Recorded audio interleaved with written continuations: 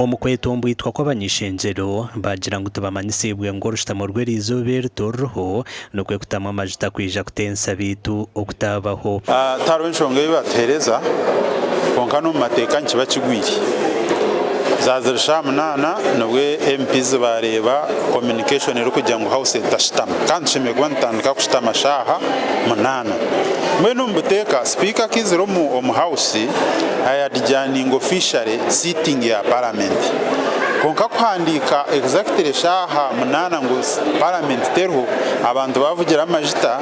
nibyo abantu bariyo nibagamba ekirungi abo turikugamba nimwe abanyamuhura kumwimuka mukasheshe parliament eri y'okushitama ebendera yeteberi ene flying erizooba yimuka ne flying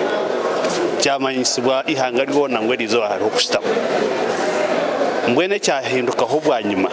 ekyo nikyo tutamanya konka tikirungi ahabwokuba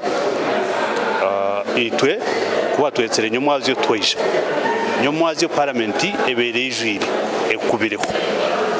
nahate erizooba baba ryo kukora business turugire omu rusesi nubasoza kuba orugire omu rusesi otandika noshitamu orutuura rumwe kuko orebire nyomwazi ku kibaire okagaruka okagira uta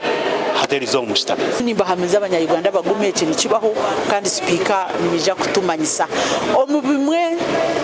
nyomwazi yo sipiika bira ayesera abokushoma erizooba akakiiko akakutebeekanisa poroguramu y'entensa yaba MP kashitama mwendo obasa kweshanga omu bimwe bibaba